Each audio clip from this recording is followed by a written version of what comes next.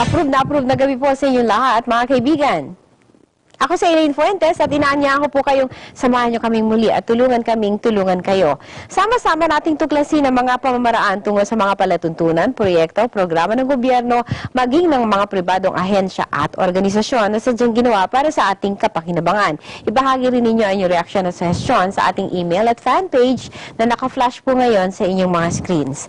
Makilawak na kaibigan, dahil ito'y programang para sa inyo. Dito walang alinlangan dahil dito ituturo namin ang mga pamamaraan. Ito ang approve, gawin natin to. Pagkasakit, kapag ka medical practice, kapag ka field of medicine, para bang napakalawak, napakakomplikado, at for many of us, nakakatakot. Pero ang panlaban natin dyan is the right kind of information at the right time. Kinakailangan alam natin ang mga dapat malaman para kung meron tayong karamdaman o yung ating mahal sa buhay, makakatulong tayo sa maagang pag-diagnose and therefore increasing the batting average ng pag-cure o paggamot dito sa sakit na ito.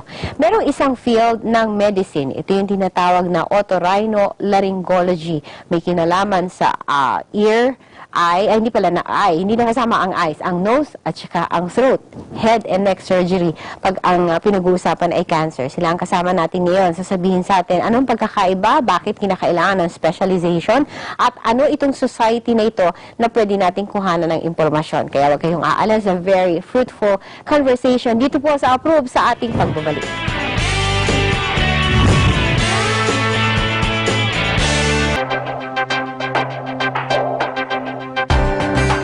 Pagdating sa larangan ng mga propesyon sa bansa, ang pagiging doktor o surgeon ang isa sa maituturing na pinakamahirap na trabaho. Bukod sa pagiging lisensyadong doktor, mayroon pang tinatawag na specialty o area of specialization. Isa dito ang Otolaryngology Head and Neck Surgeon o ORL-HNS. Humigit kumulang nasa 661 na mga rehistradong mga head and neck surgeons sa Pilipinas. Sila ay kabilang sa isang society na tinatawag na Philippine Society of Otolaryngologists. Ang Philippine Society of Otolaryngology Head and Neck Surgery ay isang national organization na itinayo para sa mga may specialty sa ilong, tenga, lalamunan, head and neck surgery in general. Nais na ipaalam ng organisasyong ito na ang mga inaakalang simpleng sakit at sintomas ng sakit ay dapat na maipatingin sa mga doktor o surgeons para maagapan ito.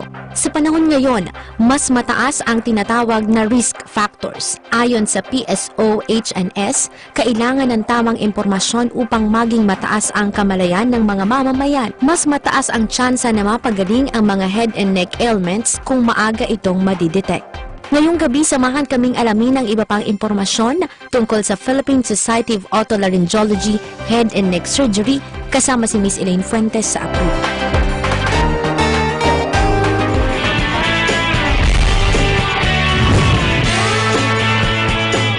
Magandang gabi muli sa inyo mga kaibigan and welcome sa ating palatuntunan. Today is a very interesting topic because it's about health at itong particular portion na ito ng ating o itong episode na ito ay napaka-importante especially sa mga communicators because we have to take care of this particular aspect of our health para maka-communicate effectively. Ang ating pong guest ngayon, ang nire-represent niya ay ang Philippine Society of Otolaryngology, si Dr. Ronald Ray Malahito.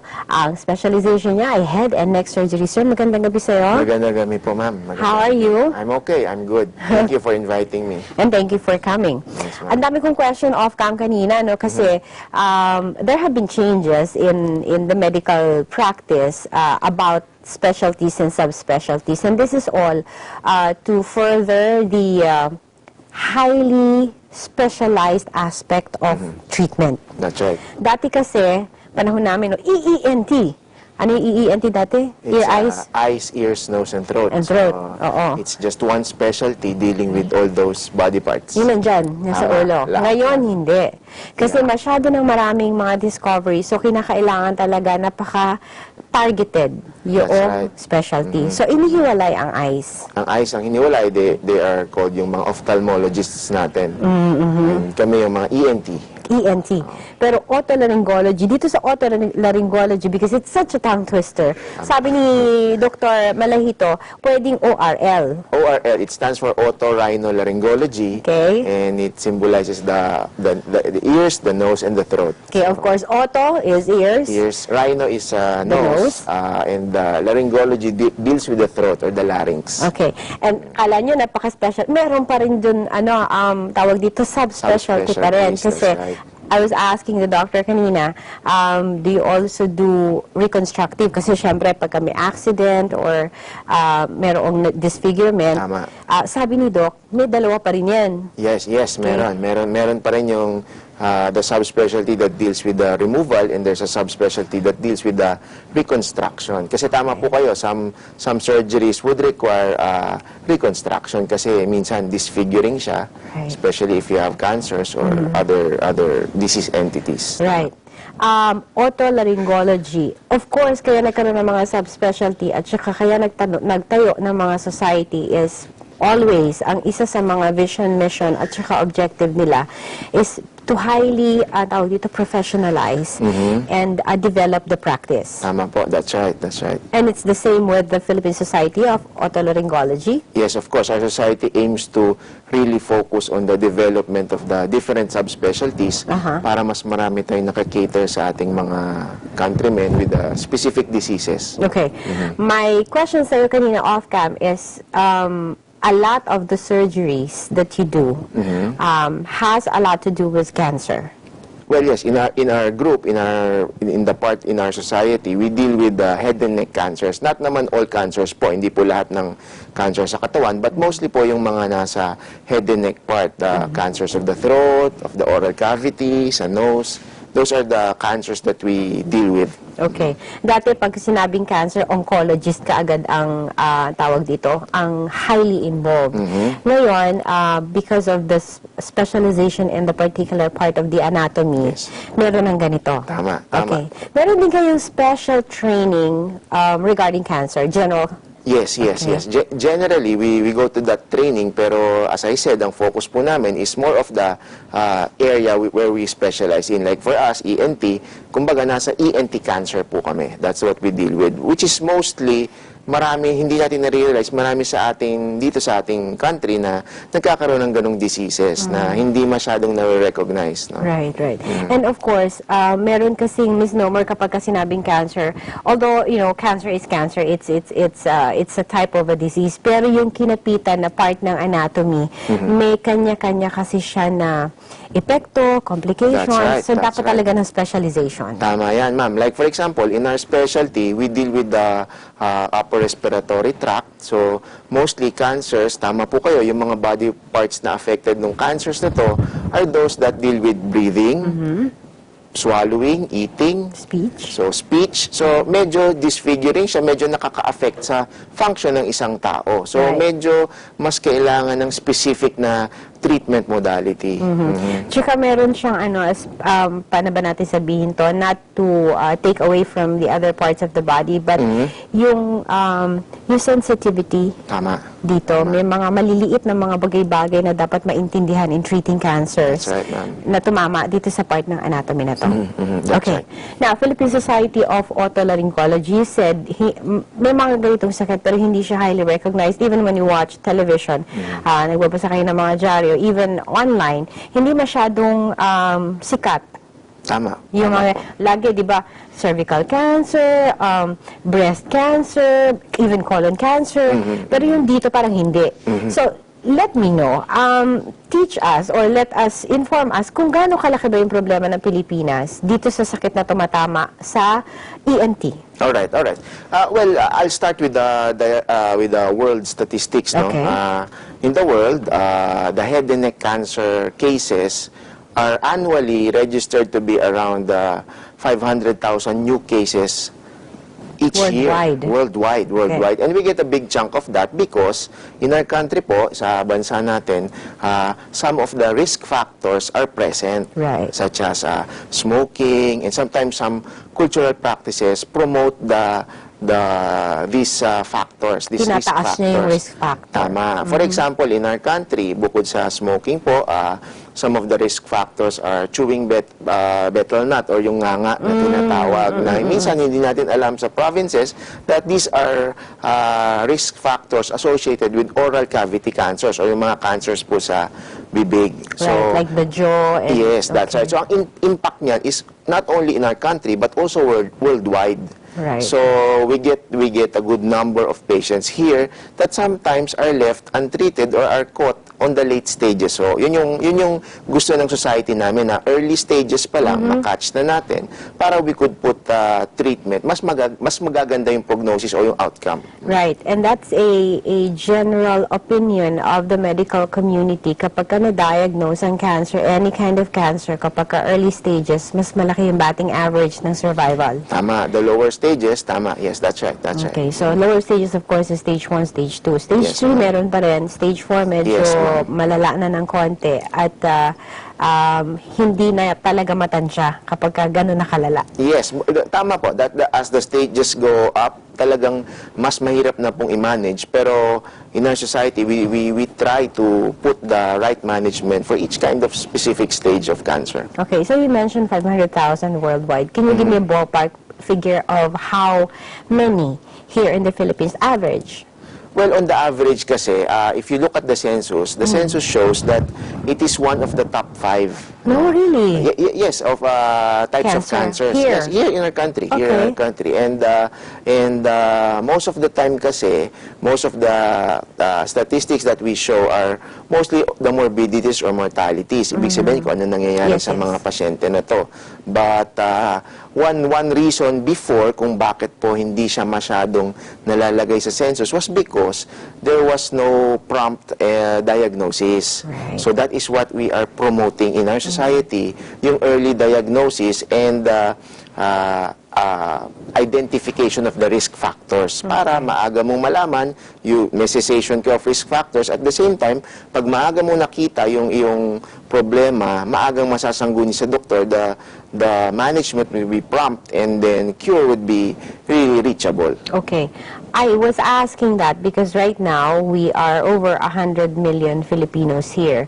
500,000 statistics say worldwide, 500,000. That's right. So let's just say na nasa thousands yung meron tayong affliction na gano'n. Yes, that's right. And there are only 661 registered surgeons in the Philippines na tinatawag na qualified to do surgery That's dun sa right. area na yon. That's right. So if we do the ratio, ang laki ng Malaki ho, kasi most of the, even if it's 661, and some of the doctors are in the metropolis kasi, Right. di ba? So, some of our countrymen in the provinces, in the different regions, do not get to see some surgeons, some head and neck surgeons. So, we are trying to address that problem. Okay. Your mission, the PSO, or Philippine Society of Otolaryngology, engage in the relentless pursuit of excellence and relevance in service, training, research, and advocacies. Isa kasi sa nagpapagaling sa mga doktor is when, on the job training, the more cases they encounter, That's right. the better That's versed they are in treating. So, part of this is promoting that you do exist. Your That's right. specialization That exists. we exist and we are for our fellow men na we can handle these cases. Right. And then the professionalization as well. Alam nyo kasi, Doc, ito yung problema natin, no, kapag medical na, lalo na pag cancer. Cancer is such a scary word, not just because of the suffering dun sa taong afflicted, kundi doon sa financial drain, and then access That's to right. prompt and appropriate medical attention. That's right, ma'am. Okay. Yung sinabi mo kanina, no, sa Metropolis ang marami. Eh, yung isa rin sa binanggit mo, factor, nagpapatas ng risk factor is the culture. Tama. Dito sa Metro Manila, hindi na kayo masyado makakakita dito na nagnanganga. Nandun yan sa probinsya. Tama po, that's right. Eh, minsan hindi nila alam sa probinsya na it is a cause of cancer, yung mga practices. No? Right. And even worse, even if they did, they have no access. Tama, that's right. Okay. Well, actually, what we are trying to promote is that if it is detected early, then we can give treatment to these patients in our centers. Marami po tayong centers. Kaya lang, what happens in our country is that po, some of the patients come to you late stage na po. Yeah. So, siyempre, mas costly yon, mas advanced ang management doon, and the prognosis, or yung sinasabi niyo nga pong survival, is lower. Right. So, if they are caught early, then mas madali siyang mamamanage. Therefore, even in the finances, even in our DOH or PhilHealth, mas madali po siyang ma-manage these cases kung early stage mo siya makatch. Okay. And of course, part of the advocacy here is to tell the people, kasi maraming surgeon, okay? And kapag ka naman ikaw ay licensed na, practicing surgeon na, of course, you are good. But this particular part of the anatomy, hindi lahat ng surgeon ay magre-risk na mag-opera. Like we mentioned earlier, may mga, ang tawag dito, it's so delicate. Tama, may sensitive areas. So, isa ito sa isinusulong ng PSO. Yes, ma'am. It's the awareness that there are doctors in our country, in our society, that can address these diseases po, na not only for just the generalist, no. Some cases naman can be done by general surgeons, no. But some are really should be performed by the head and neck surgeons. And we have naman ample surgeons in our country to address this. It's just that we have to inform people that we can do it here. Right. That's good to know that meron palang PSO kasi narinig na natin Philippine Pediatric Society, Philippine Dental Association, yung sa OB-GYN, meron din yan. Meron na rin sa ORL. Tama. Meron na rin. So, actually, ma'am, matagal na po yan. It's several years na po yung grupo ng head and neck surgery cluster sa society namin. But it's only now that we are trying to reach out through your programs and other vehicles para ma-promote naman yung practice and maging aware naman po yung mga tao. Awareness sa presence. That's right. Awareness is really what is important for us. Right. It's information for you mga kaibigan. Okay. How do you choose your leadership and how do you survive? Well, actually, our society is very supportive, no. Some of the doctors who are trained in head and neck surgery, nagkakaroon sila ng subgroup within the society. So the society promotes the development of these subgroups or the subspecialties within the society. Kasi ENT itself, sa pangalan pa lang, may ears na, may nose na, may throat na. But what is important is the subspecialty that is being developed. So kami naman po, we're in the head and neck subspecialty. So the society gives us a chance to promote it through our conferences, congresses, and our advocacies, which is why I'm here, because of our advocacies, which is the early detection and screening of head and neck cancer. Okay, it makes sense to me, no? Kasi, let's cite an example. Kapag meron tayong sipon, ubo, apektado ang ilong, apektado ang throat, minsan pati yung hearing apektado.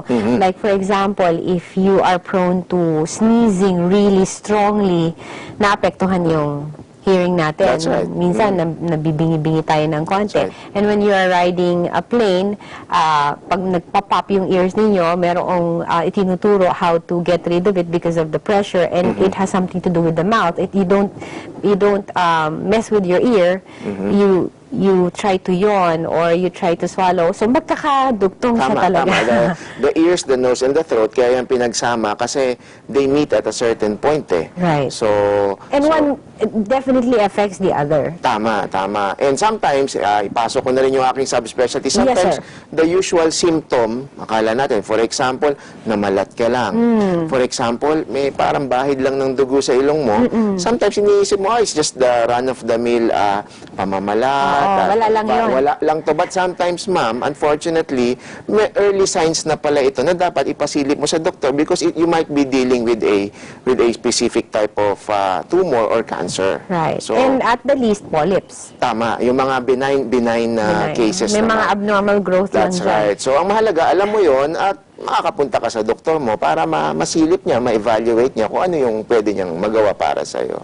The doctor to go to is an otolaryngologist. That's right. Para madaling makita. Because sometimes, if it's not your specialty, it takes longer to look for what is wrong. Pero kapag kayo ng specialty mo, isang silip lang, parang, kita ka agad. Tama. Alright. That's right. Okay, isa pang example, di ba minsan kapag may sipon, wala kang panlasa, ano kinalaman nun? And yun namang, nasa ilong, di ba? It's kasi magkaduktong siya. And it is a fact. Doc, sige ikaw magsabi, anong kinalaman ng taste sa ilong? Kasi whenever, may inputs kasi, to make it simple, may inputs kasi ang pang-amoy sa taste, no? Right. Therefore, kapag ikaw ay may sipon, if you have nasal congestions or conditions which promote obstruction, such as yung sinabi nyo, nasal polyps, nababawasan yung pang-amoy mo. Therefore, the summary of your taste is nababawasan din. So, nawawalan ka ng panlasa. To put it simply. Okay, isa pang example doon sa yung marami nito mga Pilipino, no?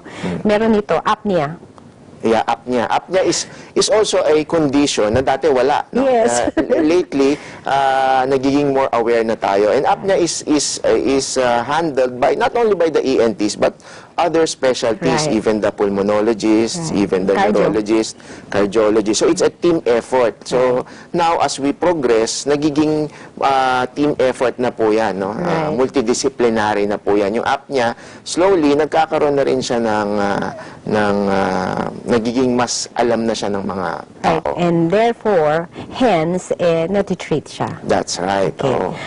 Yung pang isa, yung ang tawag dito, dati hindi naman alam yung allergic rhinitis. Akala, pagka may sakit lagi, hindi pala, allergic rhinitis pala siya. Tama, And it's a tama. condition. It's, anong tawag doon? Parang prone ka talaga doon sa ganon. Tama. Some allergic rhinitis patients, talagang nagsasuffer sila doon eh. Yeah. Kasi dati sabihin natin, Present. sipon lang, hatching lang. Yes. Pero the quality of life, Right. ka-absent ka sa work, so it Right. affects your daily living. Right. Eh. Tapos may komplikasyon ka pa yan. Pagka meron kang allergic rhinitis at may asthma ka, Tama. Tama mag-partner yun. yan, dalawang yan. Mag-partner po yun. And Yes. the symptoms get more intriguing, mas mahirap Right. siyang i-manage, i-treat. Pero, if you see your doctor, ma-advisean ka how to treat it, then makukuha mo magagets mo how to deal with it. Eh. right. And the importance of seeing your doctor is because no two people are exactly alike.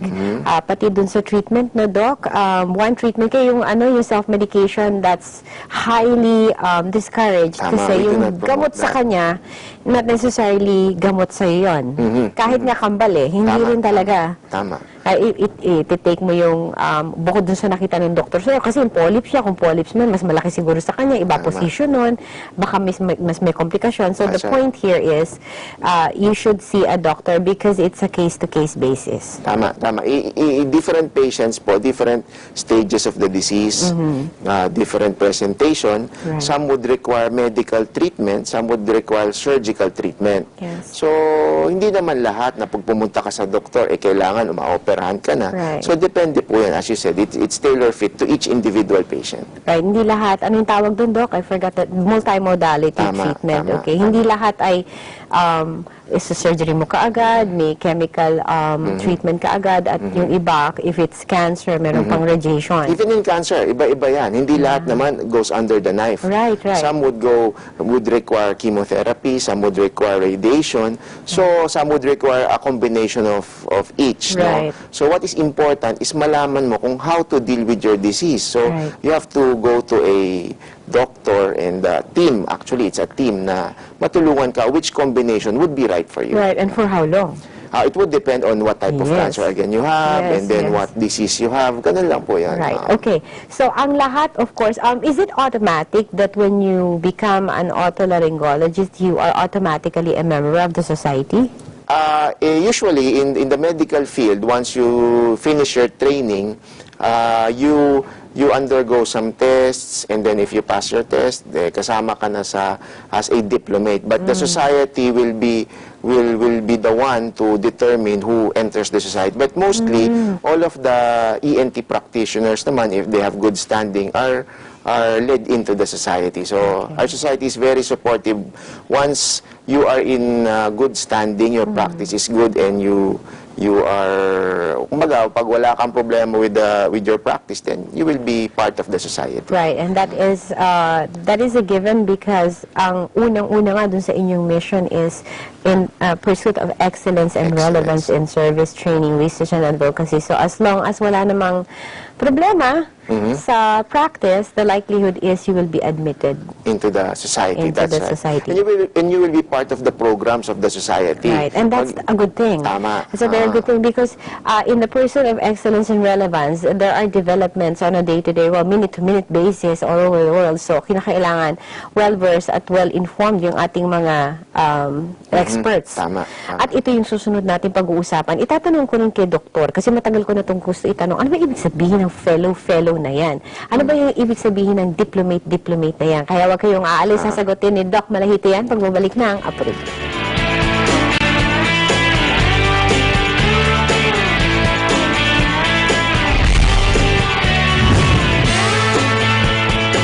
Eagle News International Edition, Monday to Friday, 9 to 10 p.m.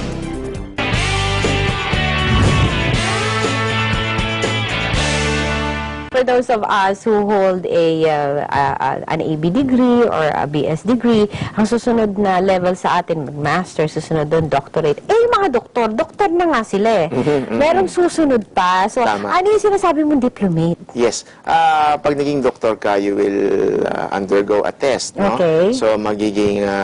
Bukod pa yan doon sa licensure, tama. Yun yung licensure mo. So, MD ka na. Right. matatawag Doktor nila. ka na. Doktor ka na. But Okay. then you enter a specialty field, Okay. such as, let's say, pediatrics, OB, or ENT.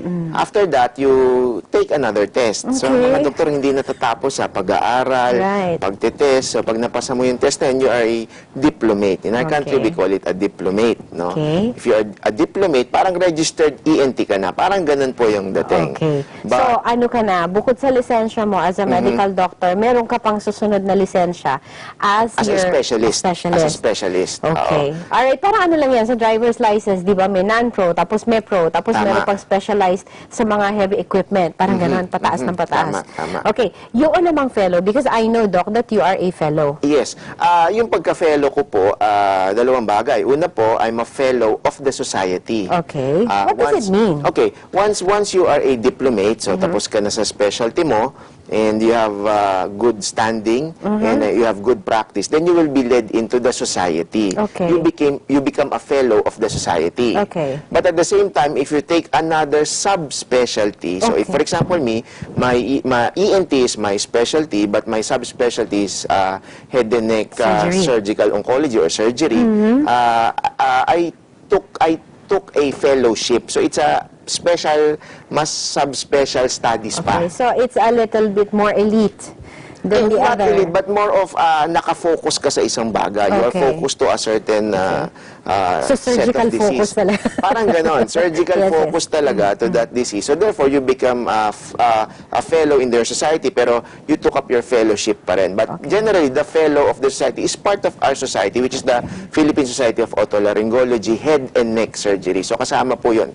Kaya mahaba yung pangalan niya. Alright, so there are two things pala, no, when we talk about fellowship. Yung fellow, kapag ka ikaw ay accepted na sa isang society ng medical practice. Tama. And then, the second fellowship is when you already are a specialist and you take one more subspecialty, Tama. so you become a fellow of that subspecialty. Yes, pwede Very po yun. clear. Tama, Okay, that's you right, always that's right. learn something new every day, and that's my That's right. something new for today. Okay, now, nakapasok na sa PSO, Philippine Society of Otolaryngology. Of course, in the pursuit of excellence and to be world leader, global leader in this practice of taking care of the ears, nose, and throat, meron tayong mga programs. Tama. What programs have we done in the past to further the study or the specialization? All right. As well as with the other societies, not only in our society, there is what you call continuing medical education. Right. So these are the conventions, the study grants, the researches that the society provides for its fellows. Okay. So nagkakaroon ng environment wherein the fellows are really Encouraged. encouraged. That's right, encouraged to to study more. Sabi ko nga sa inyo, patuloy po yung study namin. Walang katapusan. Walang katapusan. And then, to attend these conventions, conferences. Both local and abroad. And abroad, yes, that's right. We are sometimes sent abroad for these conferences na para to keep up with the global development din. Okay. Oo. Yeah, that's very true kasi dun lang sa equipment, no? Especially sa surgeons. Tama. There's always an innovation somewhere in the world, and as innovations come, they become more available even here in the Philippines. And kahit available, hindi mo naman alam, walang silbi. Yun nga eh. Okay. Oo, hindi And eh. because of the new innovation of equipment, nakaka-discover din tayo how to best treat a condition. Yes, there are conditions na sometimes are machine dependent. Yes, no? yes. Generally, all conditions naman should be treated by the doctor with a thorough examination, surgeries generally. Pero there are some that we have to use technology That's true. para magamot natin. So the doctors, especially in our society, they have to be up to date with the recent trends and recent management from other countries abroad. Right. But to make it more understandable, example natin yung sa dental. No, dati, kapag sila yung ngipin mo, nung panahon na yun, siguro mga 30 years ago, bunot ka agad yan, lalo pag masakit na. Ngayon, hindi. As much as masasagip, kahit ang liit-liit na lang niya halos, basta viable pa siya na tinatawag, isi-save siya talaga. That's right. Even in our field, ganun din. Yun. Dati lahat ng bukol kailangan Operahan. tanggalin. Oo. Ngayon naman, there are some, no, I'm not saying that all naman Yes. hindi mo nagagawin. But there are some disease entities in our field na hindi mo kailangan tanggalin lahat. So, as I said, case to case yan. Right. And these are based on studies rin naman. Hindi naman dahil ginawa lang ng isang bansa, Gagayahin na natin. gagayahin mo na. So, there is a global effort din naman to try to standardize or make it universal, the management of diseases. And that's part of the job of the PSO. To ensure na ang ating mga doctors in our society are well-equipped, at the same time, well-studied po sa mga bagay na yan. Okay, and speaking of development, meron din mga new drugs and new treatment that were not available before. That's right. Okay, yun, inaaral din natin yun. Yes, ma'am. Especially in the oncologic field, no? Yes. Alam naman natin yan, merong mga bagong treatment modalities na noon, hindi mo pa naririnig. But now, they are slowly becoming more available in our country. At first, syempre,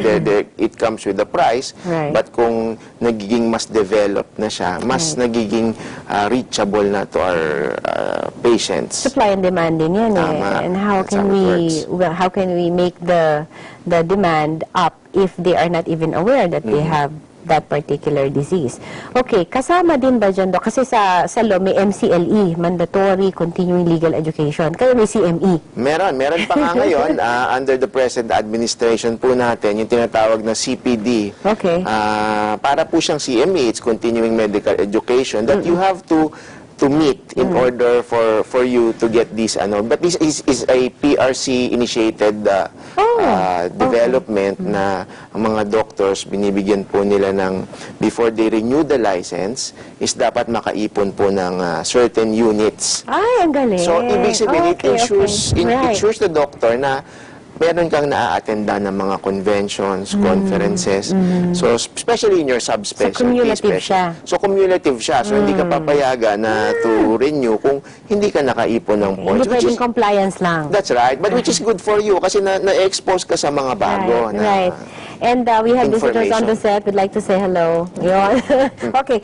Kasi dun sa mga piloto, di ba, merong flight hours. Tama. Meron din katumbas sa inyo noon. Na parang, cases naman ang Yeah, cases. Okay. In our training kasi, we are measured by the number of cases that we do. But right now, it's becoming more outcome-based na. Okay. So, not only the cases you do, but kung paano mo, ano yung effect sa'yo nung training mo. Di ba? Right. These are for our trainees, for our residents sa society namin. In our fervor to promote the right kind of information, matindi rin ang ating pagbabantay na huwag naman magkaroon ng maling impormasyon. It's Tama. equally destructive, no? The lack of information and having the wrong information. Pareho lang halos. Okay. Yes. So, dapat you ensure na what the information you want to relay is really solid and true. Right. Di ba dati yung mga, tawag dito, housewives tale ng mga treatment, proven to be really, really destructive. Tama, tama. Di ba yung mga, sabi ni Lolo, sabi ni That's a Lola. very good point sa amin kasi ganun eh. Some people na hindi nakakaabot sa media or sa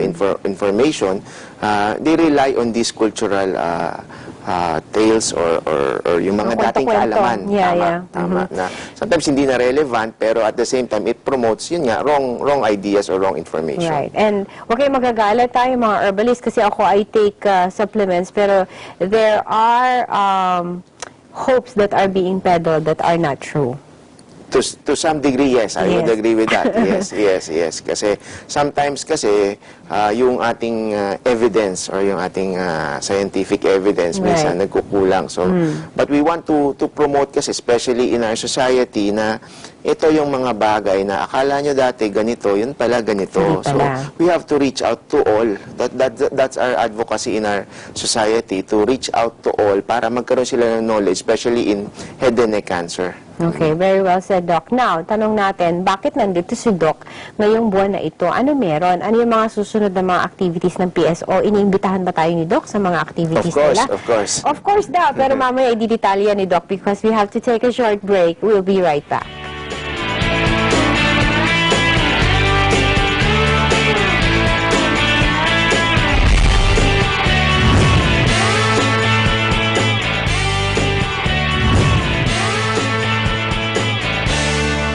Chikahang umaatikabo kahit off-cam, nagkukwentuhan pa rin ang ating guest for today, si Dr. Roald Ray Malahito ng Philippine Society of Otolaryngology, Head and Neck Surgery. So, head and neck surgeon siya. Ano ngayon ang mga activities ng PSO?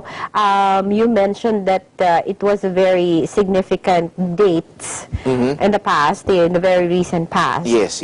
Recently, we celebrated our World Head and Neck Cancer Day. Okay. It's an initiative that is a global initiative but is supported by our Philippine Society of Otolaryngology. It raises the awareness of head and neck cancer. It promotes the cessation of some of the risk factors.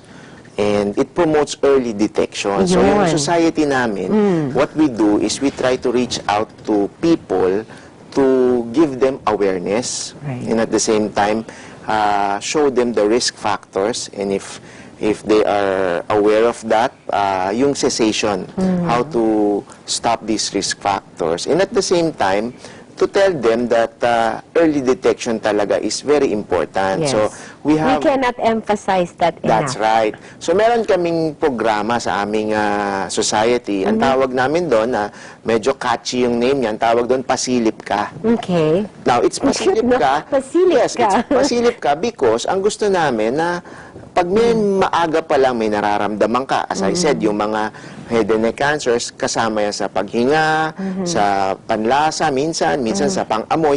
Pag may mga maliliit na bagay na naramdaman ka, na maus ka, maaga pa lang, ipasilip mo, ibig sabihin, you let your doctor know about it. Right. Kasi baka meron ka palang ibang sakit na will not be treated by your usual over-the-counter medicines. Right. So, yung sa pasilip ka, ito po yung chance na yung mga pasyente they undergo diagnostic testing or screening through endoscopies and other examinations na hindi naman necessarily mahal, no? Some of them are even covered by PhilHealth. So, ang gusto lang namin, magpasilip ka. Pag may nararamdaman ka, magpasilip ka. Right. And these are available in most all the medical centers naman na may mga members of our society, which is almost all hospitals naman po around Yun the naman kasi country. una, Doc, na no, yung mga basic, yung sinasabi mo, yung initial, dyan sa pasilip program ninyo. Kaya siya pasilip kasi ilong, di ba? Okay, meron siyang sa mouth kasi orifice, di ba? Tama, Sa ilong, anong tawag doon? Ganun din, nostrils. Pero yung procedure is endoscopy. Yun yung Okay. kaya pasilip ka. You look inside. Yeah, it's non-invasive. Ibig sabihin, hindi ka hihiwain, hindi ka tutusukin, hindi, sisilipin lang talaga. Tama. And most of of the time, it's not requiring any form of anesthesia. Right. Probably just your topical anesthesia. Right. So, Kung kung ilong medyo siguro. papasok sa ilong, Right. or minsan it causes gag. But these are really important in the diagnosis And of it's these. not all kasi yung siguro yung sa ilong when there's really something, a symptom is really notable na talaga that would require that. Pero yung basic lang, like sa throat, siguro konting gag lang kasi gaganon ng stick or, Tama, di ba? tama, yung Sa tongue ear, siguro depressed. konting discomfort kasi ilalagay tapos may ilaw, ganyan. Pero most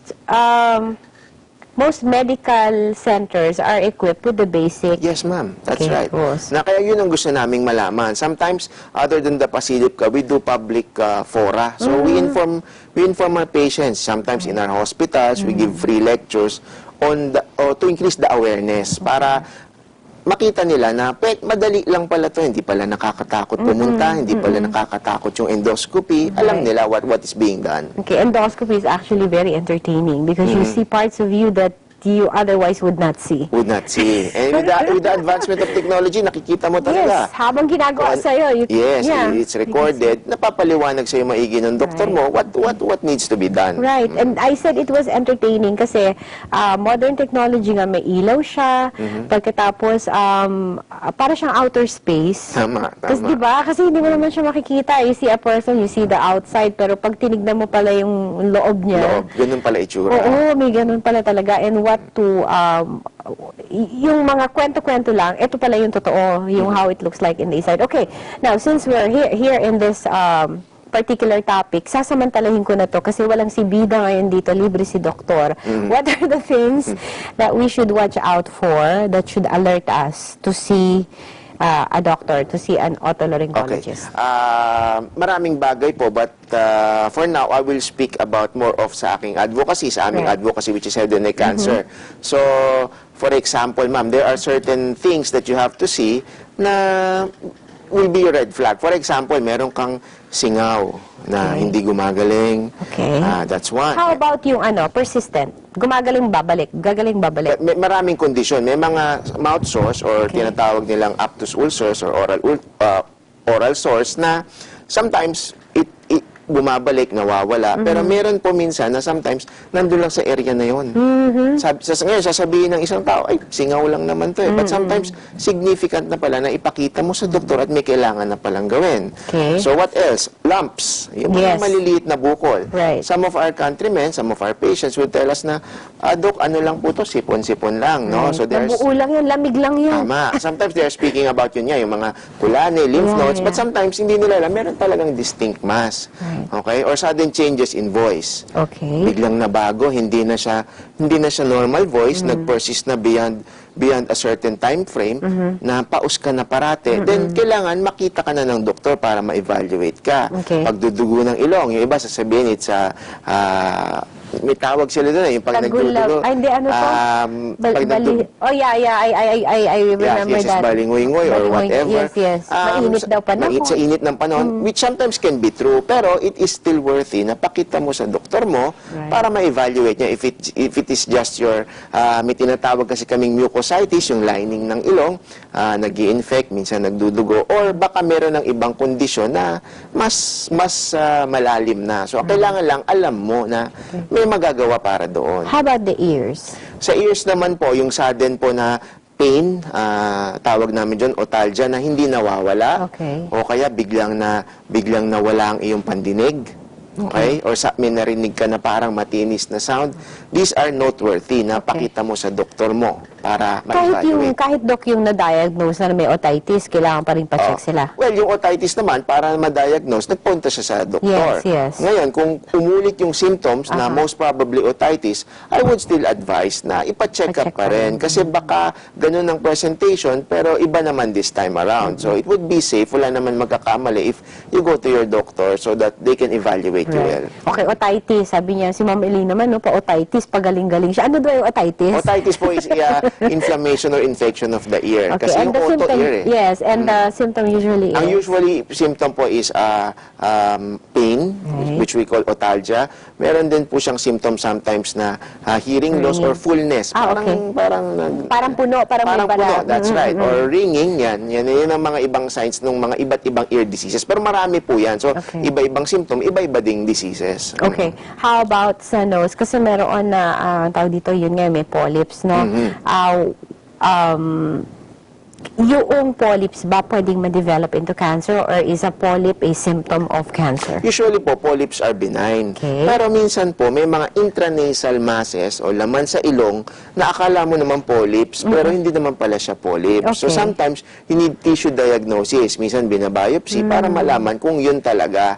Sometimes po kasi, minsan these benign lesions or benign tumors, they look benign, pero minsan pala, hindi pala siya benign. Okay, so talagang kinakailangan to examine very, very closely. Yes. Okay. So, yun yung mga iba't iba sa nose. Ang nose kasi marami, barado, may sipon. Right. Pero minsan may laman na pala. Right. Tsaka merong, minsan pag nabangga mo yan, hindi mo pinagawa. Akala mo okay lang siya kasi wala namang physical manifestation pala sa loob. Sa loob. Namaga na siya, hindi ka na pala makahinga. And then polyps, there are polyps that should be removed kasi it results to a more complex condition, like hindi na makahinga. Yeah, it could. Ang nangyayari po, if you have polyps, especially kung bilateral, sometimes kasi pareho yun. Right. And you cannot breathe through your nose. So sometimes you breathe through your mouth. Nagkakaroon ka naman ngayon ng dryness of the mouth. Right. Tapos sometimes, if you have enlarged tonsils naman, which is part of our field naman, nagkakaroon ka ng difficulty in sleeping. Kasi pag tulog ka, nakabuka yung bibig mo. Yes, kasi hindi ka Paggising mo, makahinga. sakit ng lalamunan mo. Kasi hindi ka makahinga. Hindi naman through kasi your nose. design talaga ang mouth for breathing. Our breathing apparatus basically is the nose talaga. Yeah, especially when we sleep, talagang sa nose tayo. Since kung may condition ka sa nose, mag-a-adjust ka ngayon. Alright. Now, for medical students and then for doctors who just got their licenses and would want to specialize, how can they contact you and Okay. what do you do for them? In our society po, there are many centers, which we call training centers, that are affiliated with our society. Okay. That you can ask them about their programs. Kasi iba-iba naman po nag-o-offer ng different programs. Now, if you are not aware of these societies or these hospitals or training centers, you can check the website of the PSO-HNS. That's our Philippine Society of Otolaryngology, Head and Neck Surgery. Nandun yung mga training institutions na pwede mong pasukin for the training. Okay. Halimbawa, kailangan naman ng counseling. Hindi pa sigurado kung saan mag-specialize. Do you also offer that service? Well, we can. Pero syempre, you will expect us to be biased na Of sa amin course. ka. You Yes, go to yes. our specialty Yes, because yes. ako kasi, just to share to you, ma'am, na something na when I was a medical student, I wanted to become an ENT doctor because I wanted both to give medicine and to do surgery. Kasi yung field namin, maraming application Yes, po. yes. We can do outpatient consultation, and some of us are highly trained to do surgeries.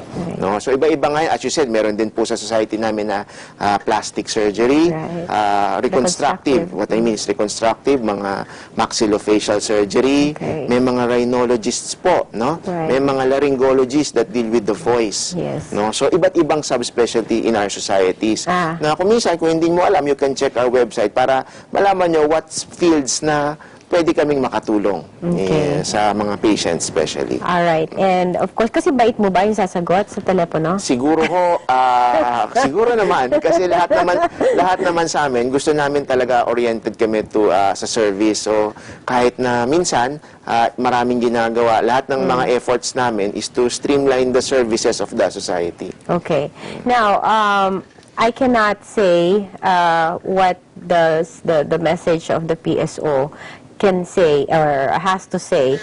Ang pinakamaganda dyan, ikaw, Doc, ang mag-address sa ating audience. Okay, The advocacy and the message of the PSO from your mouth mismo.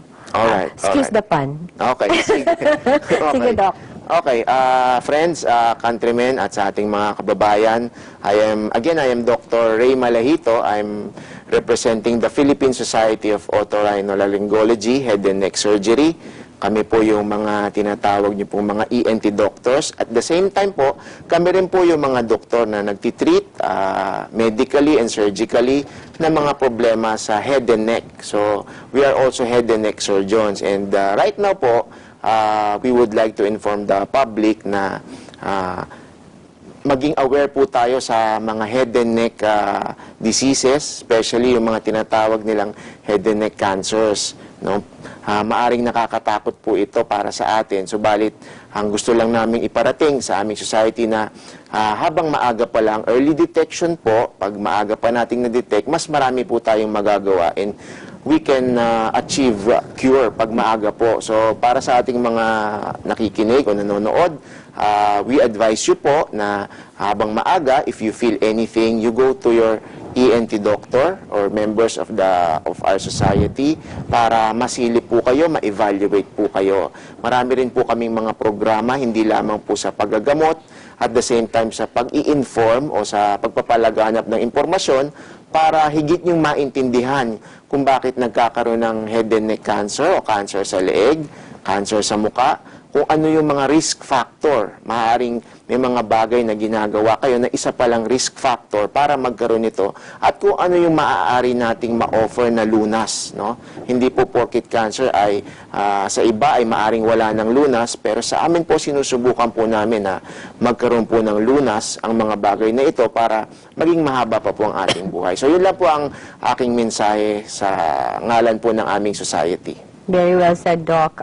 Cancer does not mean it has to end in a period, lalo na kapag na-diagnose ng maaga. The symptoms are our body's way of asking for help and telling us that there is something wrong. That's right. So we have to be aware and alert of what our body is trying to say.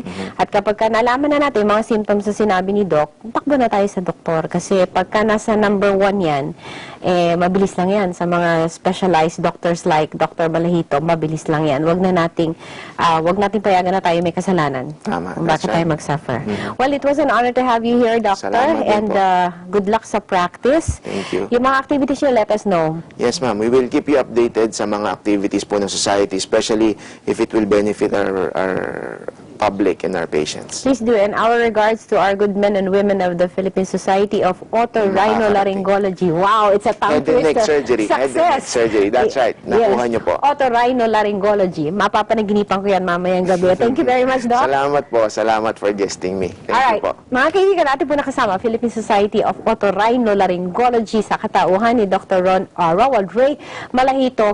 Siya ay isa ring head and neck surgeon, lalo na sa head and neck cancer. That's right. Thank you very much, Doc. Salamat Magbabalik po. pa rin ang APRUB.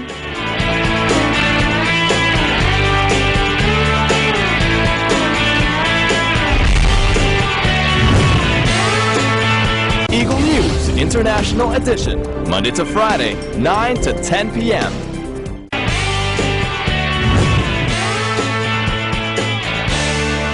Lahat tayo ay nagkakasakit kung minsan nga mas masakit para sa atin yung mahal natin sa buhay nagsasuffer. Ano ang panlaban natin dito? Ang tamang kaalaman. Ang tamang kaalaman tungkol doon sa mga sintomas na ipinipresenta ng isang karamdaman at tamang kaalaman kung sino yung specialized doctor na dapat nating puntahan.